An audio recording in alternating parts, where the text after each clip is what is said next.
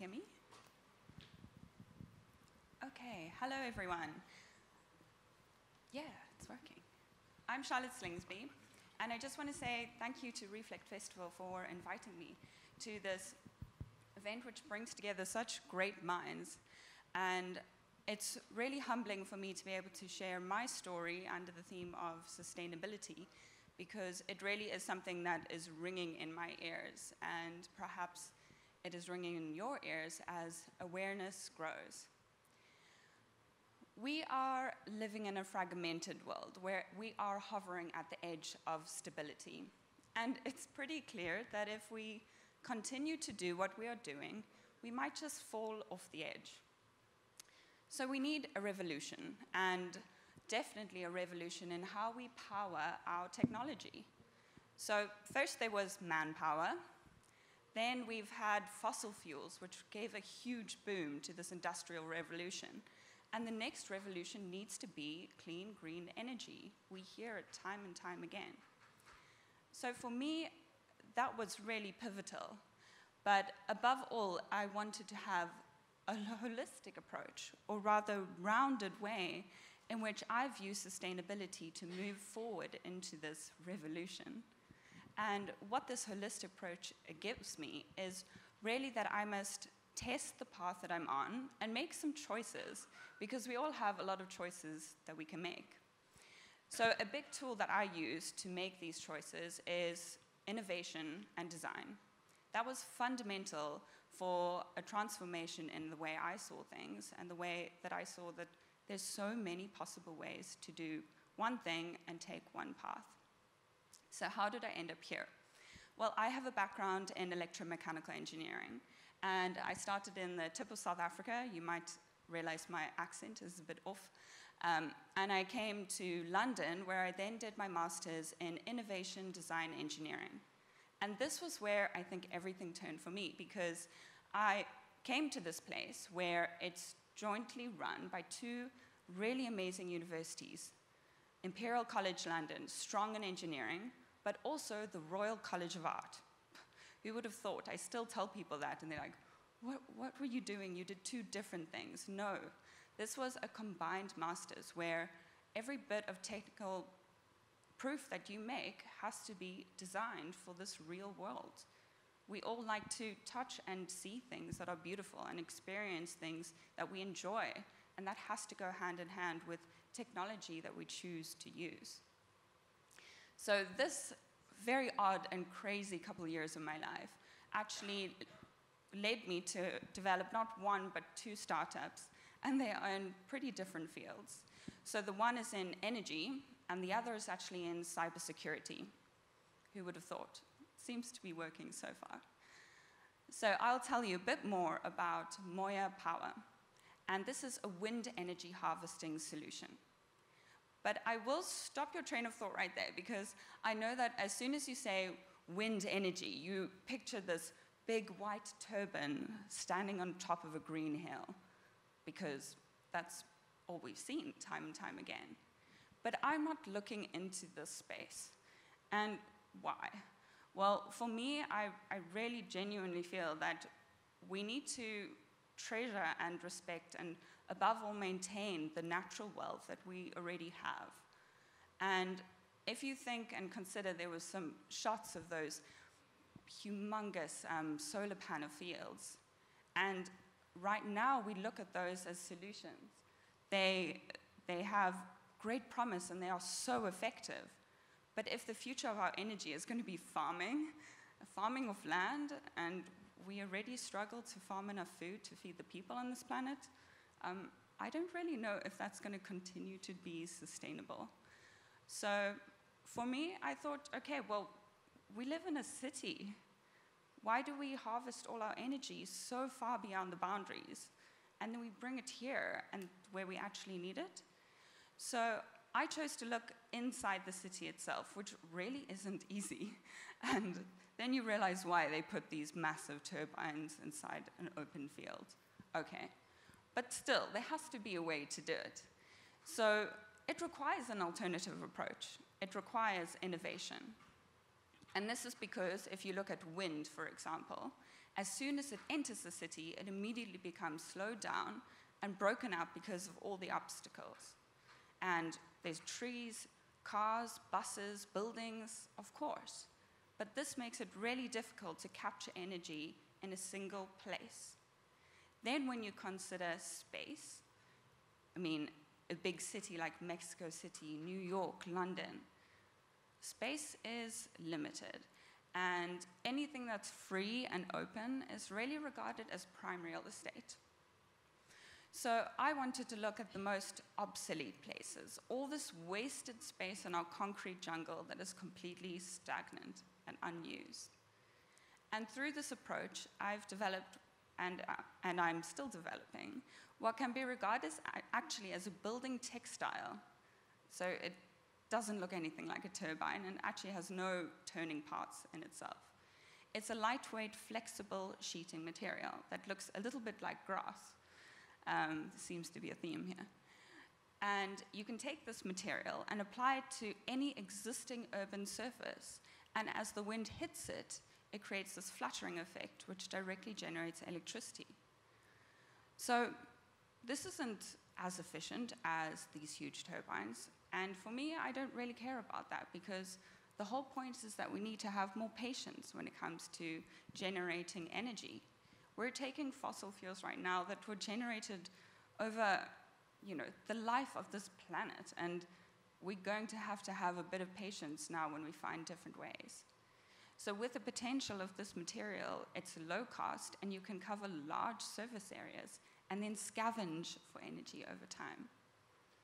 So a really great example of a hidden city environment where I've been lucky enough to test in is the London Underground train tunnels. And I was lucky enough to work with Crossrail, who are building the new train tunnels right now, so we could actually go underground and understand just how vast and wasted this space is. So we've all stood on this platform waiting for the train to pass and felt those big gusts of wind. So I'm looking at the potential of lining the inside of the tunnel along the stopping distance of the train and then absorbing that wasted energy every time the train passes by. And this is actually a really exciting first step trial for me, because when we look at this scenario, it's actually man-made wind, and it's measurable and calculated, and it repeats itself. I'll get to weather, on the other hand, a little bit later, because weather is temperamental and has its own kind of challenges. But there's potential in every nook and cranny of the city environment we live in. But going beyond that into the greater urban environment, because it is light and flexible, it could line the underneath of a bridge, and then you could have an energy generation which is completely out of sight. Or, on the other hand, we could actually use this as an integral part of the design. So architects could put it into the beginning of their plans, where they can modify the shape and form of the building to manipulate the airflow and really target certain locations. So in general, we know we need to transition towards a carbon neutral city. And to me, that means we accept the environment we live in. We know it's got limitations and challenges, but that's the space and the boundary for us to innovate within. We need vast and varied solutions on how to capture energy. We have very different environments all over this world, different climates, different people, different needs. There can't be one solution. We see where that got us to today. So perhaps Moya Power could be just one of those solutions to adapt to a given environment and power more journeys or satisfy these local energy needs. So I think that the title of this festival is really fitting, Reflect. And I would like to almost indulge in a moment where we can reflect on the fact that we're all here listening to each other, sharing ideas. And above all, I want you to just take a moment, and we've all seen these little signs. You are here, and you sitting here with me, thank you.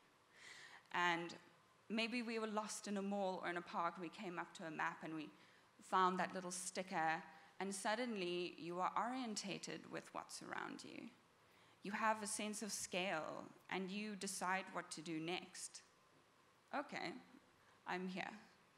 But then at the same time, we've got a vast, intimate, and complex world representing each of us that is sitting online digitally. Did you log out of the things you used, your email? Probably not. All sitting there. But then on top of all of this, our thoughts are global. I mean, we're definitely always considering what's happening on the other side of the world. You're also thinking, what you're going to have for lunch, when is this going to be over? I don't know. We are complex people. And with all of these disjointed realities that we have to confront with every single day, no wonder it's difficult for all of us to be present.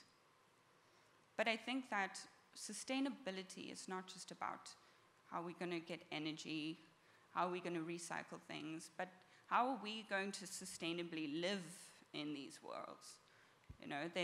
All of these are expanding. We're going to have to make these choices. We're going to have to live these different lives.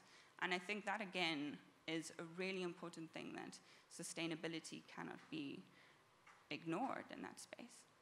So with all of these things in my mind, I've actually have been starting another company, which is in the world of cybersecurity, and more importantly on digital identity management, because I really do believe that with innovation and design, how can we find a way to make this intangible world controllable?